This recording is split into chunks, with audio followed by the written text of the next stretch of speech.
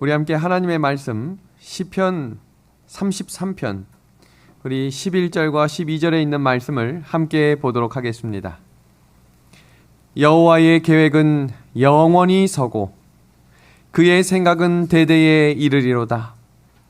여호와를 자기 하나님으로 삼은 나라 곧 하나님의 기업으로 선택된 백성은 복이 있도다. 아멘. 오늘은 본문 말씀을 좀 거꾸로 한번 돌아가 보도록 하겠습니다.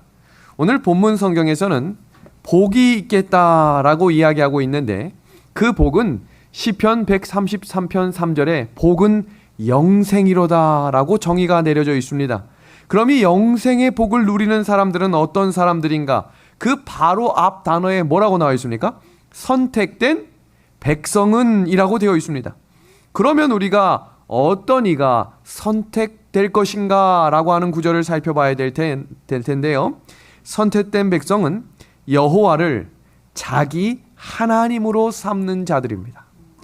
여호와를 자기 하나님으로 선택한 자들을 하나님이 선택하실 것이며 그 선택된 백성들에게 주시는 것이 바로 복이라는 사실입니다. 그런데 그 선택된 하나님의 백성들이 갖고 있는 아주 중요한 한 가지 사실은 하나님의 계획을 알아간다는 것입니다. 오늘 본문 구절에 여호와의 계획은 영원히 서고 그의 생각은 대대에 이르리로다. 이 말씀을 우리 확신하시는 분들 우리 함께 아멘 합시다. 여호와의 계획은 변치 않는 것입니다. 하나님의 생각은 구약시대 때부터 지금 이 시간까지 변치 않는 진리임을 감사드립니다. 오늘 이 계획을 성경 다니엘서를 통해 하나씩 살펴보겠습니다. 우리 함께 다니엘서를 위한 공부를 기도하고 우리 같이 본문을 살피겠습니다. 하나님 우리 아버지, 우리에게 다시 다니엘서를 열 수 있도록 우리의 마음과 생각을 준비시켜 주시니 감사합니다. 이 시간 하나님께서 지혜를 허락하시사 이 시대를 향한 하나님의 생각과 여호와 하나님의 계획을 알아갈 수 있도록 인도하시고 그 계획을 알아갈 때에 순종할 수 있는 믿음을 허락하여 주시옵소서. 예수 그리스도의 이름으로 간절히 기도하옵나이다. 아멘. 성경에서는 영적으로 죽은 사람들의 특징을 이렇게 정리 내리고 있습니다. 첫 번째는 하나님과의 소통이 없어요. 하루 종일 사는데 바쁜데 기도하진 않아요. 하루 종일 뭘 먹을까 하는 고민하는데 말씀을 읽지는 않습니다. 그 사람들의 특징은 하나님과 교통이 끊어진 사람들. 두 번째 특징은 그렇게 하나님과의 교통이 끊어진 사람은 하나님께 반응하지 않아요. 아무리 많은 예배를 드리고 아무리 집중을 많이 해도 예배의 감동이 전혀 없는 것입니다. 그 이유는 무엇인가? 영적으로 죽은 것입니다. 계시록 3장 1절은 그 말씀을 이렇게 우리에게 호소합니다. 내가 살았다 하는 이름은 가졌으나 못됐다고 이야기합니까? 죽은 자로다. 에베소서 2장 1절의 말씀은 죽은 사람이 갖고 있는 두 가지 특징을 이렇게 정의 내렸습니다. 그는 허물과 죄로 죽었던 너희를 살리셨다. 그러니까 영적으로 죽은 사람들, 이 사람들을 성경 주석에서는 땅에 속한 사람이다라고 이야기해요. 근데 이 땅에 속한 사람들이 갖고 있는 두 가지가 무엇이라고 되어 있어요? 허물과 죄라는 것입니다. 그래서 성경사전에 이 허물이라고 하는 단어가 어떻게 나와 있는지를 제가 찾아봤습니다. 하지 말아야 할 것을 한 것을 허물이라고 합니다.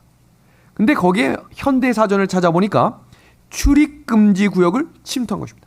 절대로 들어가면 안 되는데 들어간 것, 그걸 뭐라고 이야기한다고요? 허물. 그럼 죄는 뭐라고 이야기하는가? 성경사전에 이렇게 기록되어 있습니다. 해야 할 것을 하지 못한 것입니다. 현대사전에는 화살이 명중 목표를 지나가 버린 것입니다. 전혀 다른 곳에 화살이 쏘여지고 있는 것입니다. 그럼 이 허물과 죄는 한마디로 정리하면 하나님의 법을 깨뜨려 버렸다라는 것입니다. 하나님의 법에는 두 가지 법밖에 없다 그랬어요. 해야 할 것과 하지 말아야 할 것. 하지 말아야 할 것을 한 것을 허물이라고 하고, 해야 할 것을 하지 않는 것을 죄라고 이야기하는 것입니다. 그러면 이 허물과 죄를 가지고 이 땅에 속한 사람으로 살아가는 사람들이 사도 바울은 세 가지 특징을 갖고 살아가겠다 그랬어요. 이 본문을 보면서 내가 혹시 여기에 포함되진 않는지를 점검해 보는 겁니다. 에베소서 이어지는 9절, 2절과 3절입니다. 그때에 너희는 그 가운데서 행하여 이 세상 풍조를 따르고 공중의 권세 잡은 자를 따랐으니 곧 지금 불순종의 아들들 가운데서 역사하는 영이라. 전에는 우리도 다 그 가운데서 우리 육체의 욕심을 따라 지내며 육체와 마음에 원하는 것을 하여 다른 이들과 같이 본질상 진노의 자녀였다. 첫 번째, 세상 풍조를 따른다라고 하는 것은 세상에 둘러싸여 세상의 영향을 받고 하늘의 영향을 받지 않는다 이 말입니다. 그리고 두 번째 특징은 공중의 권세 잡은 자를 따라갔다 이 말은 마귀를 따라갔다 이 말입니다. 마귀를 따라갔다. 세 번째, 땅에 속한 사람의 특징 세 번째는 육체의 욕심을 따라 걸어간 것입니다.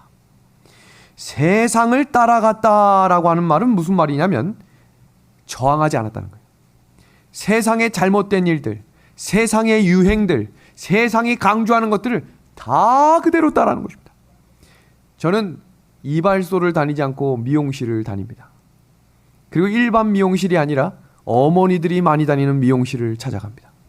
그럼 거기에 한 대여섯 명의 어머니들, 특히 이제 어르신들이 둘러앉아서 갈 때마다 그분들이 꼭 계십니다. 그냥 앉아 계신 거죠. 근데 시대마다 이 이야기하는 주제가 바뀌더라고요. 예전에는 트로트 가수들의 이름이 거의 아들급이에요, 아들급. 누구.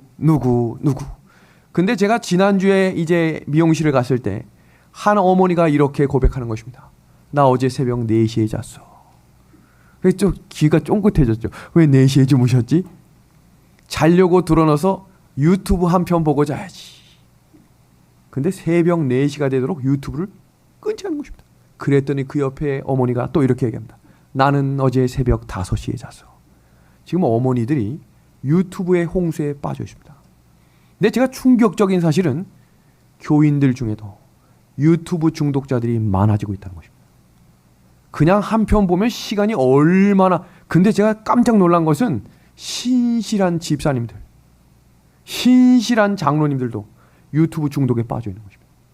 어떻게 해야 될까요? 저항해야 합니다. 멀리 할 수 있도록 잠드실 때 핸드폰을 멀리 두십시오.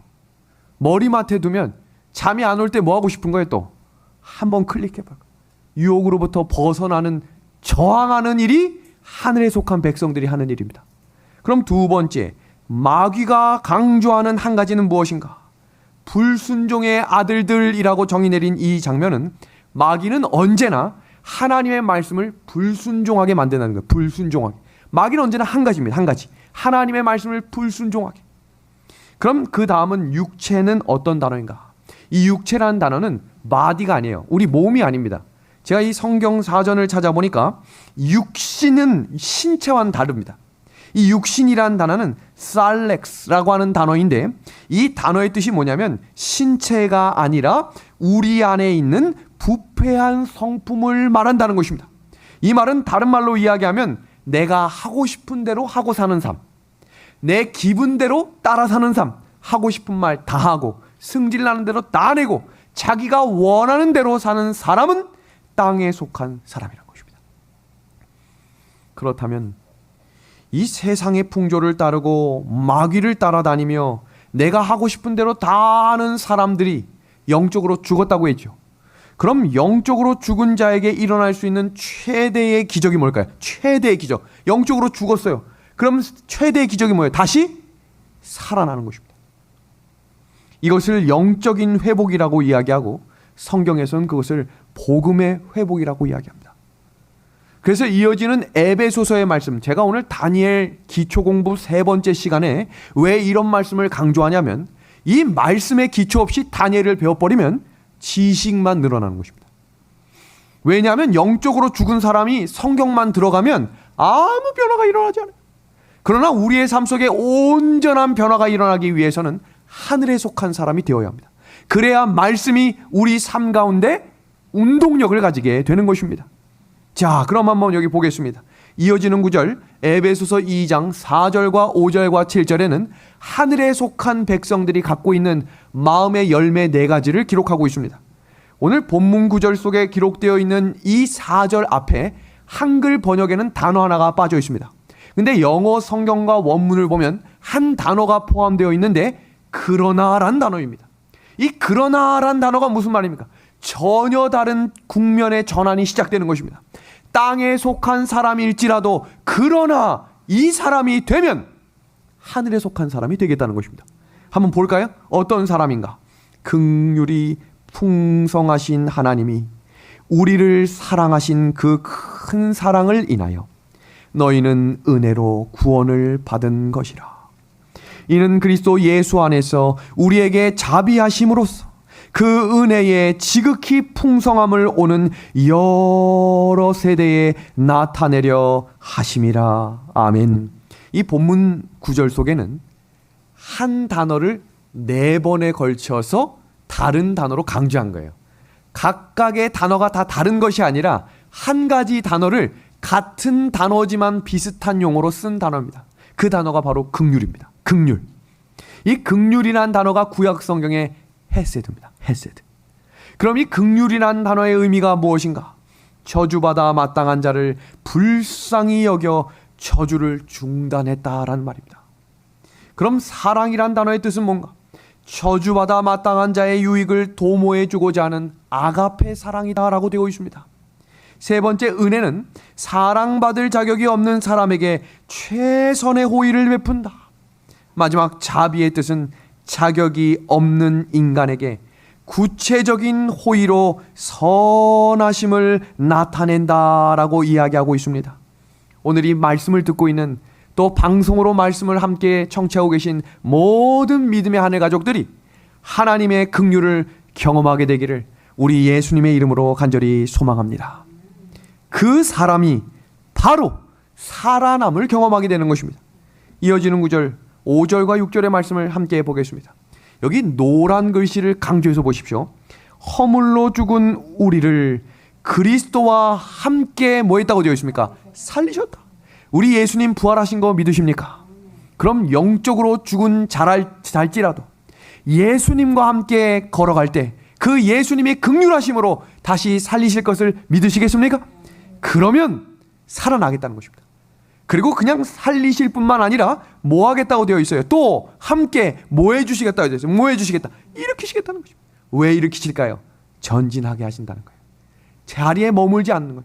다시 살리실 뿐만 아니라 다시 일으켜 전진시키실 하나님을 오늘 이 말씀을 통해 경험하게 되기를 간절히 소망합니다. 다니엘 기초 공부를 통해서 우리가 살피고 있는 내용은 계시록 12장을 먼저 우리가 살폈습니다.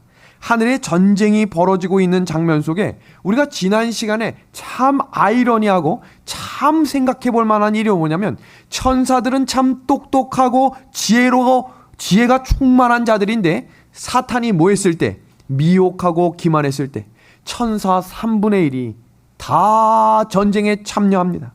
그리고 그들이 다 지구로 쫓겨났습니다. 이 지구에서 천사들도 기만당하는데 사람은 얼마나 많이 기만당하고 다 미혹에 빠질까요? 두려운 것은 성경과 기독교 역사의 대부분의 사람들이 기만당하고 있다는 사실이에요. 오늘 저는 노아홍수와 소돔과 고모라를 다른 시각에서 잠깐 살펴드릴 텐데, 노아홍수 당시에 사람들이 자기 의지로 안 믿었던 게 아니에요. 사탄 마귀가 그들을 미혹한 겁니다. 믿지 못하도록 말입니다. 사탄의 기만에 속아 문이 닫히고 일주일이 지날 때까지 그 누구도 배에 타지 못한 것을 후회하지 않았습니다. 소돔과 고모라도 마찬가지였어요. 롯이 이야기했을 때 믿지 않았습니다. 사위들이 당신이 나가시오라고 이야기할 때 그 이유는 사단이 그를 미혹했기 때문이라고 영감의 글은 이야기하고 있습니다. 예수님이 이 땅에 오셨을 때에도 그들이 율법주의에 빠졌던 이유는 자기 본성에 충실했기 때문도 있지만 사단이 그들을 미혹했다라고 되어 있어요. 예수님이 십자가에 달리시던 그때에도 사람들이 폭동을 일으키고 침을 뱉고 채찍을 했던 이유는 사단이 그 자리에서 그 사람들의 마음을 기만했다라고 되어 있습니다. 그들은 매주 회당에서 예배드렸어요. 예배드리는 사람들이었다는 얘기예요. 매주 예수님을 상징하는 어린 양을 잡아 예배드렸던 그 사람들이 결국 십자가에 예수님을 못 박는 일에 가장 앞서 나갔던 이유는 이 장면을 기억하셔야 돼요. 사탄의 치명적인 기만에 속았던 거예요.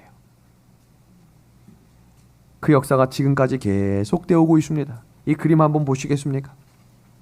하나님과 사탄 사이에 벌어지는 전쟁, 중간이 없어요. 하늘도 정확히 둘로, 지구에서도 정확히 둘로, 마지막 땐 분명히 둘로 나뉘어지겠다는 것입니다.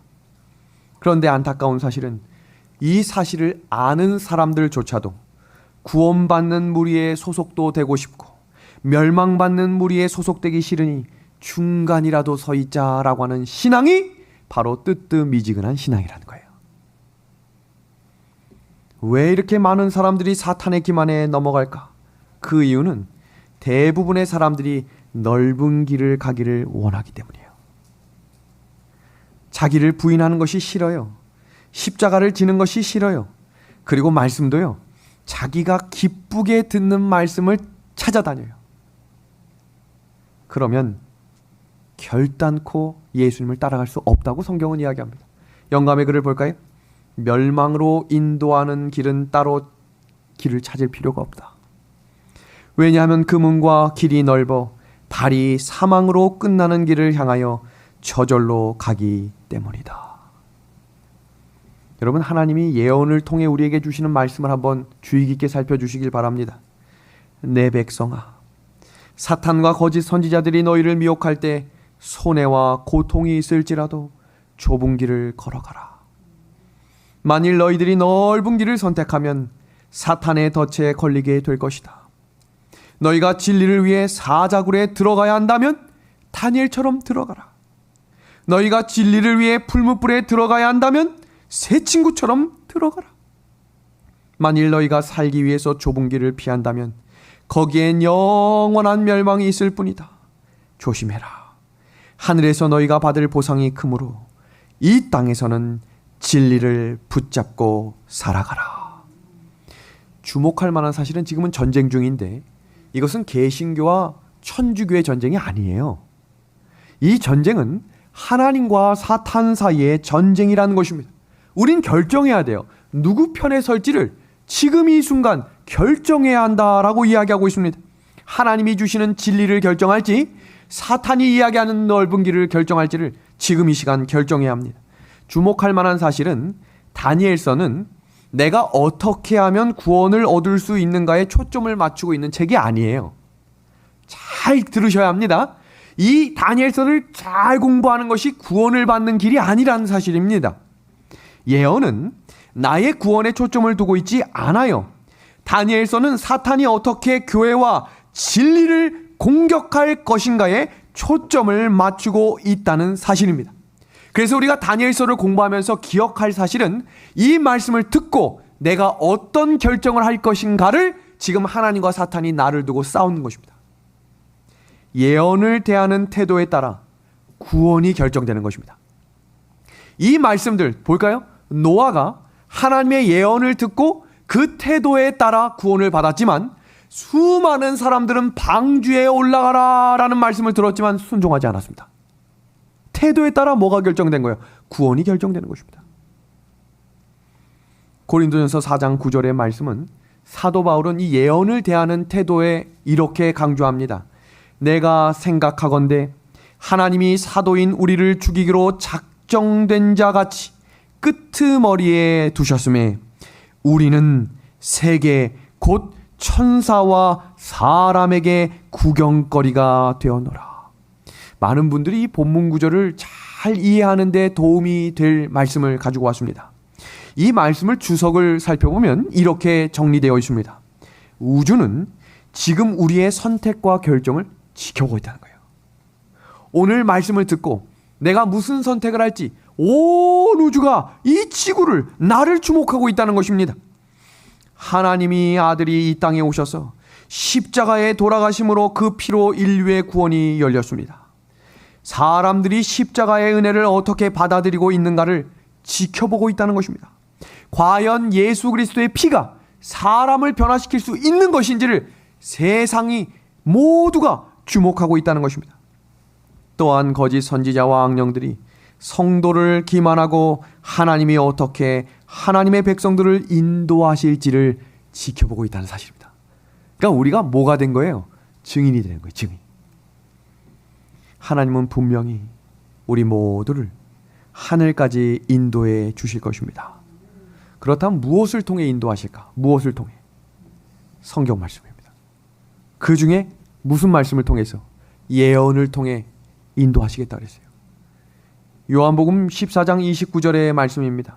이 말씀이 바로 예언의 중요성입니다.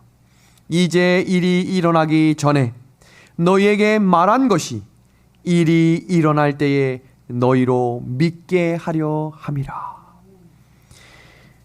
지난 시간에 방송이 잘 되지 않아가지고 제가 다 돌아가시고 난 다음에 저녁에 뒤늦은 시간에 녹화를 새로 했어요. 그래서 현장에 참여하신 분들 중에 말씀을 새로 듣지 않으신 분들은 마지막 끝에 5분은 못 들으신 거예요. 그러니까 오늘 집으로 돌아가시면 다니엘 3강 마지막 뒷부분 5분을 들으셔야 오늘 이 말씀이 왜 이렇게 진행됐는지를 이해하시는 데 도움이 될 것입니다. 다니엘서 기초 연구 중에 우리가 기억해야 될 8가지, 9가지의 사실이 있어요. 그 구절들을 하나씩 다시 확인하고 넘어갑니다. 성경에는 인간을 죄에서 구원하시는 하나님의 섭리와 계획이 들어있다. 그래서 제가 지난 시간 마무리할 때 다니엘서는 그 시대에만 필요한 내용이 아니라 이 시대, 마지막 때를 살아가는 백성들에게도 아주 중요한 교훈들이 숨겨져 있다라고 제가 소개하고 마무리했습니다. 두 번째입니다. 성경 예언은 선악의 싸움에서 인류가 구원받는 역사가 기록되어 있는데 그것을 강조하고 기록한 책이 다니엘서라는 책입니다. 세 번째는 진지하고 정직한 그리스도인은 예언을 오해하거나 혼돈하지 않을 것입니다. 네 번째입니다. 하나님의 모든 말씀을 경건한 마음으로 기도하며 연구하면 깨달을 수 있게 성령께서 도와주실 것입니다. 다니엘서는 인류의 과거와 현재와 미래의 역사를 상세하게 가르쳐주고 있다라고 제가 지난 시간에 소개했고요. 여섯 번째입니다. 인간이 세우는 나라는 언제나 불완전한 것이며 언젠가는 멸망하겠다라는 것입니다. 일곱 번째입니다. 세상 역사의 마지막은 하나님의 나라가 설 것이고 성도들이 승리할 것입니다. 여덟 번째입니다. 세상의 모든 역사는 하나님이 통치하시고 예수님이 궁극적인 왕이십니다. 여러분, 세상과 성경이 싸운다고 생각하시면 안 돼요. 마지막에는 성경 대 성경이 싸우는 일이 시작됩니다. 중세 암흑기에도 교회와 교회가 싸웠지 세상과 교회가 싸우지 않았어요. 세상이 교회를 잡아 죽이지 않았고 타락한 교회가 순결한 교회를 잡아 죽인 것이 선악의 싸움의 핵심이었습니다. 마찬가지로 예언에 대해 무지하면 선과 악을 구분할 수가 없게 될 것입니다. 그래서 자신이 선이라고 생각하고 자신은 진리라고 생각하고 열심히 악이랑 싸웠다고 생각했는데 결국 자신이 악이라는 사실을 깨달을 수 있다는 것입니다. 이것을 몸소 실천했던 인물이 누굽니까? 사울입니다. 사울이 얼마나 열심으로 예수님 믿는 사람들을 잡아 죽였는지 몰라요. 그러면서 얼마나 의기양양했냐면 옳은 일을 했다고 믿었기 때문이에요. 예언을 몰랐기 때문입니다. 다니엘서의 4가지 중요한 예언들을 지난 시간에 배운 내용들을 좀 다른 방식으로 좀 소개하겠습니다. 성경 다니엘서는 4가지 예언이 나오는데 4가지 예언 다 비슷합니다. 왜 예수님은 이 4가지 예언을 4번이나 반복해서 말씀하셨을까? 하나님은요, 계시록 공부를 할 때 확인하셨겠지만 7 교회, 7 인, 7 나팔 등 이 7에 대하는 모든 내용들은 같은 내용이에요. 같은 내용을 반복하시는 이유는 중요할 때 반복하세요. 성경의 원리입니다. 이 내용이 너무너무 중요하다고 생각하시면 다른 방식으로 이야기합니다. 하나님께서 백성들이 반드시 알아야 할 내용을 다니엘 12장에 나오는 내용을 통해 4번에 걸친 예언이 기록된 책이 다니엘서라는 사실입니다. 다니엘서 2장과 7장과 8장, 9장과 10장, 12장에 나오는 예언들은 모두가 같은 나라들을 다른 동물 혹은 다른 신상의 부위들을 통해 열거하고 있는 내용입니다. 근데 많은 분들이 일단 다니엘 그림 한번 딱 뜨고 금머리 딱 뜨면 에이 저거 또 하네 라고 하지만 오늘 이 말씀을 처음 듣는 분들도 계시다는 사실입니다. 바벨론으로부터 시작되는 메데 페르시아와 그리스와 로마 교회와 열국과 돌나라로 이어지는 이야기, 다니엘과 메데바사와 그리스와 로마 제국 교회와 하나님의 심판이 이어지는 이야기, 그리고 8장, 9장과 10장, 12장에는 바벨론이 이미 망한 시기에 성경을 기록했기 때문에 바벨론은 빠지고 그 다음부터 쓰여졌다라고 지난 시간에 소개해드렸습니다. 마지막엔 성소의 정결입니다. 그래서 우리가 다니엘을 공부할 때 아마 8번이나 7번 정도 성소에 대한 공부를 아주 자세하게 공부하는 시간이 있을 것입니다. 그리고 10장부터 12장까지는 마무리가 이렇게 되죠. 미가엘이 일어나 마지막 싸움에서 최후 승리를 경험한다. 이 빨간 박스의 핵심 내용은 뭐냐면 아무리 강력한 세상의 나라일지라도 불완전한 나라이며 그 나라는 언젠가 무너질 것인데 하나님의 나라가 도래할 때 완전히 사라질 나라라는 것입니다. 그래서 우리는 이 땅에서 사는 백성들처럼 살지 않고 나그네 인생, 재림 나그네 인생처럼 이 땅을 걸어가야 하는 인생이 다니엘서에서 매 마지막마다 반복해서 4번에 걸쳐 강조하는 이야기는 하늘 갈 백성, 하늘에 속한 사람처럼 이 땅을 살아가라라고 강조하고 있다라고 소개했습니다. 다니엘서는 총 12장으로 되어 있는데 정확히 1장부터 6장까지가 역사적인 부분이고 7장부터 12장까지가 예언의 부분이다라고 소개를 해드렸습니다. 근데 다니엘 전반부 1장부터 6장 보세요. 다니엘 성경이 전체가 12장인데 거의 역사적인 너무나 반복적으로 나오는 그 이야기들이 무려 6장에 걸쳐서 나오는 이유가 무엇일까? 그 이유를 지금부터 소개합니다. 다니엘이 경험했던 그 품성과 그 믿음이 준비되지 않으면 마지막에 연결되는 마지막 환난을 이겨낼 수 없기 때문에 성경은 다니엘의 믿음과 새 친구의 믿음이 그렇게 반복해서 나오고 있는 것입니다. 그래서 우리가 지금 준비해야 될 일들은 다니엘 1장부터 6장에 나오는 다니엘과 그의 새 친구의 믿음이 준비되는 시기라는 사실입니다. 다니엘 1장부터 6장에 나오는 내용들을 지난 시간에 공부했기 때문에 이건 좀 넘어가겠습니다.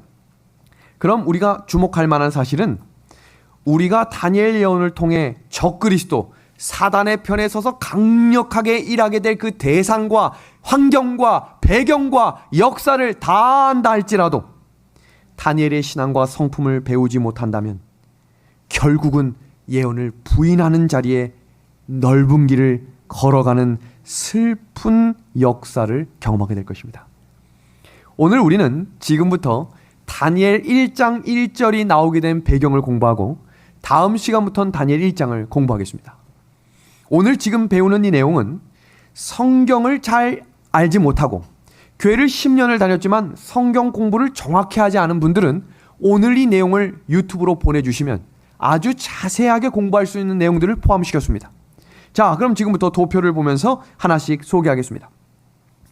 성경 창세기에는 여러 인물들이 등장하지 않고 성경 50장에 걸쳐서 대표적인 인물이 4명 등장합니다. 그 이유는 하나님은 다수를 사용하지 않으시고 언제나 소수를 통해 하나님의 일을 성취하시는 분임을 강조하는 거예요. 그것이 성경에서 남은 무리라고 이야기합니다. 마찬가지로 계시록 12장부터 14장에도 그 큰 싸움에 사용될 소수의 무리들을 14만 4천이라는 상징수로 표현하며 그들을 인내하는 자들이며 하나님의 계명과 예수의 믿음을 가진 자들이라고 정의 내리고 있습니다.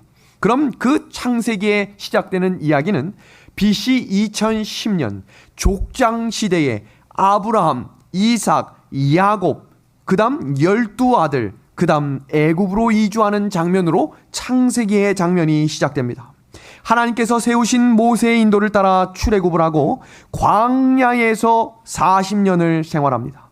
그리고 40년이 지나고 드디어 가나안에 입국하는 그 연도가, 이 연도가요, 성경 서두 표지에 보면 항상 연도가 나와 있어요.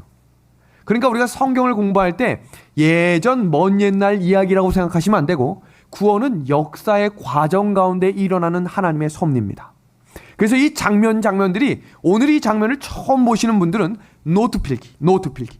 그러니까 이 집에서 한 번씩 더 반복해서 보실 때, 요게 요런 연도에 이어서 일어난 일이구나. 왜냐하면 그 내용을 이해하셔야 열왕기 상하와 사무엘상으로 이어지는 그 장면이 그 동시대에 일어났던 말라기부터 학개, 스가랴 그 장면들이 이해가 될 수 있는 거예요. 자, 그 이어지는 장면입니다. 사사시대 정착을 했죠. 근데 그 사사시대가 시작되는 이 시기가 약 300년 동안 일어났고, 그들이 하나님이 함께 하시는 일들을 믿었지만 우상 숭배가 반복되므로 우리에게도 왕을 주십시오 라고 이야기하며 마지막 사사였던 사무엘에게 그들이 외치는 음성을 듣고 하나님이 허락하셨습니다. 그래서 그 허락된 왕들이 단일 왕국 시대라고 불려요. 통일 왕국. 그 말은 남과 북이 연결되어 있었다 이 말입니다. 그 시기가 120년입니다. 근데 기억하기도 참 편한 것이 사울과 다윗과 솔로몬이 딱 40년씩 통치했습니다. 그리고 솔로몬이 죽은 직후, 시기 잘 보십시오. BC 931년 북방 이스라엘과 남방 유다로 완전히 나뉘어지게 되었습니다. 북방 이스라엘은 끊임없이 이방 민족들로부터 공격을 받았습니다. 물론 남방 유다도 끊임없이 공격을 받았지만 결정적인 순간이 있을 때마다 하나님이 남방 유다를 붙들어 주셨어요. 완전히 멸망 직전에 갑자기 초자연적인 일들이 일어나 완전히 사라져 버립니다. 그렇게 남방 유다를 지키셨던 이유는 성경 창세기 15장에 예언된 여자의 후손이 남방 유다를 통해 태어날 예언이 성취되어야 했기 때문에 하나님이 붙들어 주신 것입니다. 하나님이 왜 하나님의 교회와 하나님의 백성들을 붙드실까요? 성경 예언에 계시록 7장 1절부터 3절에는 하나님의 백성들의 이마에 인치기까지 사방의 바람을 붙드시겠다고 했어요. 그 예언이 성취될 때까지는 결단코 하나님의 교회가 무너지지 않을 것입니다. 마찬가지로 이 북방 이스라엘이 완전히 무너지는 이야기, 그 이야기가 바로 아수르 북방 이스라엘이 멸망되는 이야기입니다. 지금 이 장면을 좀 주목해서 보시기 바랍니다. BC 722년에 아수르가 북방 이스라엘을 멸망시킵니다. 그 당시 솔로몬의 아들 때에 이스라엘이 남과 북으로 분열됐고, 북방 이스라엘이 여로보암과 10지파, 남방 유다는 르호보암과 유다 지파 베냐민을 포함한 이렇게 큰 나라 두 개로 나뉘어졌습니다. 그런데 722년에 아수르가 북방 이스라엘을 멸망시킬 때 아수르는 남방 유다도 멸망시킬 힘이 있었지만 유다는 여자의 후손을 출생시킬 혈통이었기 때문에 하나님께서 남겨놓으셨습니다. 사람의 눈에 보이지 않는 것을 계속 섬기는 북방 이스라엘이 하나님께서 그들을 완전히 무너뜨려 버리셨다는 것입니다. 성경에는 그 내용을 열왕기하 17장 9절부터 12절에 이렇게 기록하고 있습니다. 이스라엘 자손이 가만히 불의를 행하여, 여기 아주 재미있는 단어가 나오죠. 가만히 불의를 행하여. 제가 그래서 주석을 찾아보니까 몰래 했다라고 되어 있어요. 이게 왜 중요하냐면 하나님이 못 보지 않을까 생각한 것입니다. 우리가 짓는 대부분의 죄들은 몰래 한다고 생각하죠? 사람들이 보지 못할 거라고 생각하죠? 하나님이 보고 계십니다. 가만히 불의를 행했다. 이어지는 구절입니다. 그 하나님이 여호와를 배역하여 모든 성읍의 망대로부터 견고한 성에 이르도록 산당을 세우고 모든 산 위에와 모든 푸른 나무 아래에 목상과 아세라상을 세우고 또 여호와께서 저희 앞에서 물리치신 이방 사람같이 그곳 모든 산당에서 분향하며 또 악을 행하여 여호와를 경노케 하였으며 또 우상을 섬겼으니 이는 여호와께서 행치 말라 명하신 일이라. 하라는 일은 하지 않고 하지 말라는 일을 하라는 것이 죄인의 속성입니다. 근데 그 죄를 어떻게 짓는다고요? 가만히 몰래 한다는 것입니다. 이어지는 이사야 1장 12절에서 14절에 있는 말씀을 함께 보겠습니다. 이 장면은 죄인을 바라보고 하나님이 절규하시는 장면이에요. 그 하나님의 마음을 잘 살펴며 함께 읽어보겠습니다. 너희가 내 앞에 보이러 오니 그것을 누가 너희에게 요구하였느뇨? 내 마당만 밟을 뿐이니라. 헛된 재물을 다시 가져오지 말라. 분향은 나의 가증이 여기는 바요, 월삭과 안식일과 대회로 모이는 것도 그러하니 성회와 아울러 악을 행하는 것을 내가 견디지 못하겠노라. 내 마음이 너희의 월삭과 정한 절기를 싫어하나니 그것이 내게 무거운 짐이라. 내가 지기에 곤비하였느니라. 너희가 나를 사랑하러 교회에 와서 왜 그렇게 시기하고 질투하고 싸우냐는 것입니다. 너희가 나를 사랑하고 믿는다고 이야기하며 왜 그렇게 죄를 버리지 못하고 그 죄를 그렇게 가슴속에 품고 사느냐는 것입니다. 믿음의 하늘 가족 여러분, 땅에 속해 있는 죄목들을 바닥에 버릴 수 있는 믿음이 오늘 하나님께서 주시는 은혜의 말씀을 통해 우리의 마음이 회복되기를 우리 예수님의 이름으로 간절히 소망합니다. 그래서 이 교회가 더 따뜻한 하나님의 처소가 될 수 있도록 우리 함께 기도하며 나아가면 좋겠습니다. 여기 보시면, 지금 보시는 이 그림은 북방 이스라엘 구왕조 19명의 왕 209년간 이어지는 왕의 이름입니다. 많은 분들이 레위기에서만 흔들릴 뿐만 아니라 왕 이름이 연속적으로 나오는 장면이 시작되면 이렇게 왕의 이름이 많고 이름이 왜 이렇게 비슷비슷한지 이게 이해가 안 된다라는 분이 있는데, 오늘 이 장면을 잘 보시면 열왕기 상하와 역대상하를 한 번에 이해하실 수 있습니다. 북방 이스라엘을 기록한 왕들의 이름은 하나입니다. 모두가 악했습니다. 그리고 또 하나의 특징은, 왕은 원래 뭐예요? 왕은 자기의 권세를 자기 자녀에게 물려주는 거죠. 단 한 번도 자녀에게 물려간 적이 없었습니다. 또 하나의 특징은 아들에게 물려간 적이 있었어요. 며칠 만에 아들이 죽어버립니다. 그러니까 이 말은 하나님이 함께 하시지 않는 거예요. 하나님의 말씀은 대대손 천대까지 은혜를 베푸시겠다 약속하셨죠. 그 은혜가 한 번도 없었던 나라가 북방 이스라엘입니다. 이제 이해하셨죠? 아버지가 아무리 선해도 다 필요 없어요. 아버지가 아무리 악해도 다 의미가 없어요. 다 무너졌습니다. 그게 북방 이스라엘입니다. 그래서 북방 이스라엘 하면 딱 한 인물만 기억하시면 돼요. 첫 번째 왕 여로보암. 나머지 왕은 이름도 기억하실 필요가 전혀 없습니다. 전혀 없어요. 자, 다음 남방 유다입니다. 남방 유다는 다윗 왕조 20명의 왕과 425년간이 통치된 나라입니다. 이 나라의 특징은, 오늘 주목할 만한 단어들을 제가 빨간색 혹은 노란색으로 색칠을 했는데, 자, 한번 같이 보겠습니다. 읽어볼까요? 첫 번째 단어 시작. 르호보암. 아주 중요한 단어입니다. 왜냐하면 솔로몬이 죽고 난 다음에 왕위를 물려받았던 아들이 르호보암이었습니다. 근데 그 르호보암의 결정적인 실수로 나라가 나뉘어진 것인데, 그 다음 13번째 왕이 누굽니다? 13번째 왕 히스기야입니다. 이 히스기야가 왜 그토록 중요한가? 결정적으로 그가 죽을 병에 걸렸었죠. 근데 그 죽을 병에 걸려서 하나님께 온 마음을 다했을 때 하나님이 몇 년 더 살게 하셨죠? 15년. 그때 결정적인 실수를 하는데 바벨론에서 사신이 찾아왔습니다. 아니, 어떻게 이렇게 다시 살아나실 수 있습니까? 정말로 대단합니다. 그럼 히스기야가 누구한테 영광을 돌릴 줄 알았어요? 하나님께서. 이 단어 빠지고요. 들어와봐. 여기 내 방에 전 세계에 하나밖에 없는 금딱지가 있어. 몰랐지? 이 지하실에 내가 이렇게 많은 것들을 숨겨놨네. 그들이 돌아가서 전쟁을 준비해서 침공했던 전쟁이 1차 침공입니다.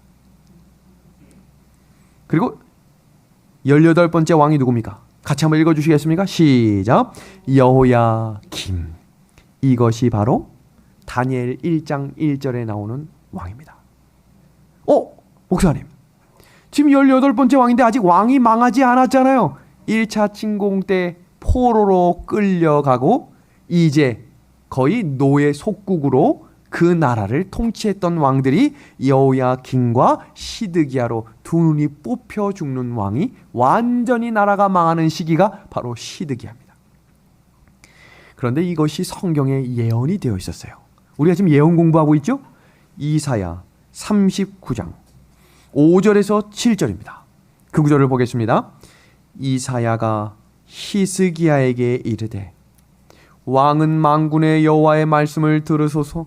보라, 날이 이르리니 내 집에 있는 모든 소유와 내 열조가 오늘까지 쌓아둔 것이 모든 바벨론으로 옮긴 바 되고 남을 것이 없으리라. 여호와의 말이니라. 이 말이 성취됐습니까? 성취됐죠. 이어지는 구절입니다. 또 내게서 날 자손 중에서 몇이 사로잡혀 바벨론 왕궁의 환관이 되리라. 이게 히스기야 시대의 예언이 되었고 여호야김 시대의 예언이 성취된 것입니다. 그렇게 시작된 이야기가 바로 다니엘 1장 1절 2절입니다. 역사 이제 이해되셨습니까? 그 장면을 생각하면서 같이 읽어보겠습니다. 유다 왕 여호야김이 이제 이해하셨죠? 18번째 왕 있은 지 3년의 바벨론 왕 느부갓네살이 예루살렘에 이르러 그것을 애워쌌더니 주께서 유다 왕 여호야김과 하나님의 전 기구 얼마를, 여기 보니까 얼마를니까 완전히 망하지 않은 거예요. 얼마를 그의 손에 붙이심에 그가 그것을 가지고 신할 땅 자기 신의 묘에 이르러 그 신의 보고에 두었더라. 1차 포로로 끌려간 것이 주전 605년이었고 그때 끌려간 인물들이 왕족과 귀족들이 끌려갑니다. 왕족 중에 총명하고 건강한 청년 몇을 잡아갔는데 거기에 포함된 인물이 다니엘과 세 친구들이었던 것입니다. 그리고 2차와 3차에 끌려가면서 이스라엘이 완전히 쑥대밭이 되며 이사야 시대의 예언이 이루어진 것입니다. 그러나 그 안에 소망이 있는 이유는 예레미야 29장 10절이 우리에게 소망을 주고 있습니다. 한번 보겠습니다. 나 여호와가 이같이 말하노라. 바벨론의 70년이 차면 내가 너희를 권고하고 나의 선한 말을 너희에게 실행하여 너희를 이곳으로 돌아오게 하리라. 아멘. 이게 에스라가 함께 예언했던 장면인데 이 장면이 왜 중요하냐면 다니엘이 왜 하루 3번을 기도하는 뜻을 정한 줄 아십니까? 예레미야가 예언한 이 말씀을 듣고 그가 일어납니다. 그러자 사단이 혼비백산하는 거예요. 왜냐하면 하나님의 말씀의 진리를 깨달은 한 명이 일어나면 세상이 뒤집힌다는 사실을 알고 있기 때문에 사단이 그 한 사람을 죽이려고 뭘 바꿔버린 거예요? 법을 바꿔버린 것입니다. 그러나 그때에도 다니엘은 다니엘 6장에 전에 하던 대로 예루살렘을 향하여 기도하였더라 라고 기억되는 것입니다. 우리가 예언을 배우는 목적과 이유는 마지막 환난을 견딜 수 있는 힘을 말씀을 통해 주시겠다고 약속하셨기 때문입니다. 오늘 말씀을 정리하면서 하나님께서는 하나님의 백성들을 단련시키는 방법이 있으세요. 출애굽을 하면서 이스라엘 백성들이 단련된 과정들을 제가 한번 정리해 봤거든요. 한번 보겠습니다. 하나님께서 그의 백성들을 단련시키는 출애굽의 여정을 볼게요. 가는 길목에 처음부터 홍해로 가로막혀 절망에 빠지게 하셨습니다. 처음부터 막 탄탄대로로 쫙 길이 열려 있으면 얼마나 좋아요. 두 번째입니다. 목마를 때에 간신히 발견한 물이 무슨 물이었습니까? 쓴물이었어요. 이런 일이 어디 있어요? 억지로 참고 왔는데 먹었더니 무슨 물? 쓴물. 세 번째입니다. 지도자가 없이 40일을 스스로 지내도록 훈련시키셨습니다. 네 번째입니다. 바로 갈 수 있는 길을 먼 길로 돌아가게 하시면서 40년의 광야 생활을 허락하셨습니다. 그 무더운 광야에서 얼마나 자주 갈증을 경험했는지 모릅니다. 제가 지금 이 이야기하는 것은 핵심이 있습니다. 뭘까 한번 생각하면서 들어보세요. 다음입니다. 뱀이 나와서 물어가지고 많은 사람이 죽었습니다. 가나안 족속들이 너무 크고 광하여 가는 곳마다 좌절했어요. 그리고 마지막 요단강이 또 한 번 실망을 하게 했습니다. 이 40년의 역사를 한 문장으로 정리해 드리겠습니다. 그러나 마침내 하나님께서 모든 것을 해결해 주셨습니다. 너무 대단하지 않아요? 쓴물을 단물로, 홍해를 갈라주시고, 지도자가 없을 때 하나님이 구름으로 그들을 덮어주셨고, 갈증이 나면 반석에서 물이 나왔고, 뱀이 나와서 물어 죽였지만 다시 한번 장대를 높이 들어 그 장대를 보는 자마다 살게 하셨고, 가나안이 아무리 강해도 하나님이 그들과 함께 하심을 경험케 하심으로 그들은 약속의 땅에 들어갔습니다. 그 말씀이 영감의 글은 이렇게 우리에게 정리합니다. 여호와께서 놀라운 방법으로 그들을 애굽의 속박에서 이끌어내신 것은 그들을 높이시고 고상하게 하시사 세상에서 칭찬받는 백성으로 만드시기 위함이었다. 그러나 그들은 난관들을 만나고 궁핍을 견디는 것이 필요했다. 하나님께서는 저들을 비천한 상태에서 불러내시어 열국 중에 명예스러운 지위에 적합한 자가 되고 중요하고 거룩한 위탁을 받을 수 있도록 훈련하시고 계셨다. 그분께서 그들을 위하여 행하신 모든 것을 생각하고 비추어 하나님께 대한 믿음을 가졌더라면 그들은 불편과 결핍과 쓰라린 고통에서도 기쁨으로 참았을 것이다. 그리스도인들이 고난과 역경을 대하는 태도 세 가지를 정리해 드립니다. 그리스도인들은 고난과 역경에서도 인내하며 즐거워할 수 있는 기도를 하셔야 합니다. 두 번째는 그리스도인들은 고난과 시련이 닥칠 때에 그 역경을 극복할 수 있는 믿음을 주시기를 기도하시고, 그 시련을 통해 배워야 할 교훈을 깨닫게 해달라고 함께 기도하셔야 합니다. 마지막 세 번째는 어떤 환경에서도 불평하거나 실망하거나 절대로 신앙을 포기하지 마십시오. 그리고 긍정적으로 대처하는 지혜가 하나님께서 허락해 주실 줄로 믿고 전진 또 전진하십시오. 성경에 우리에게 이렇게 권면합니다. 소망 중에 즐거워하며 환난 중에 참으며 기도에 항상 힘쓰며. 고린도전서 13장 7절입니다. 모든 것을 참으며 모든 것을 믿으며 모든 것을 바라며 모든 것을 견디느니라. 계시록 14장 12절입니다. 성도들의 인내가 여기 있나니 그들은 하나님의 계명과 예수에 대한 믿음을 지키는 자니라. 욥기 23장 10절이죠. 내가 가는 길을 오직 그가 아시나니 그가 나를 단련하신 후에는 내가 숭궁같이 되어 나오리라. 하나님의 약속을 우리 신뢰하며 나아갑시다. 제가 지난 시간에 히브리 문학의 독특한 구조를 설명하며 다니엘서의 핵심장 몇 장이라고 소개했습니까? 다니엘 7장입니다. 다니엘 7장에 어떤 이야기가 나오냐면 하나님의 보좌가 나옵니다.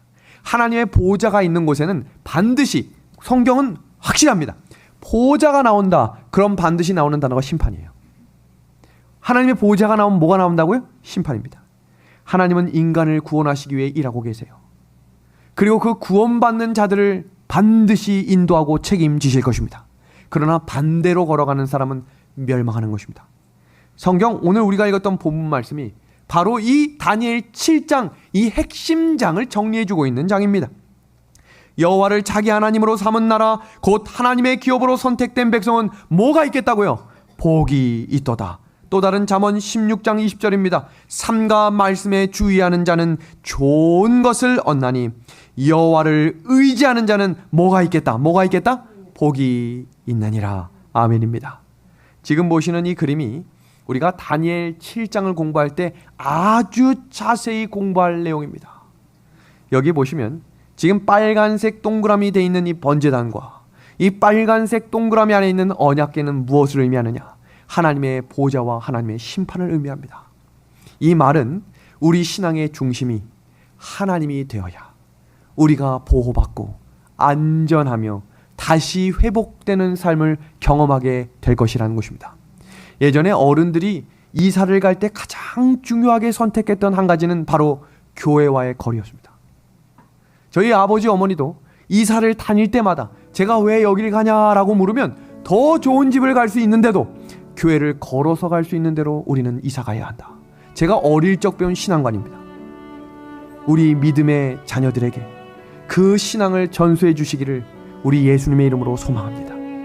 신앙의 중심, 교회에서 신앙을 배우고 말씀 가운데 우리의 믿음이 흔들릴지라도 다시 일으켜 세워주시는 예언이 우리의 마음 깊이 새기게 하셔서 하늘에 속한 백성처럼 이 땅을 걸어가는 믿음의 하늘 가족들과 제가 되기를 소망하며 오늘 공부를 마치도록 하겠습니다.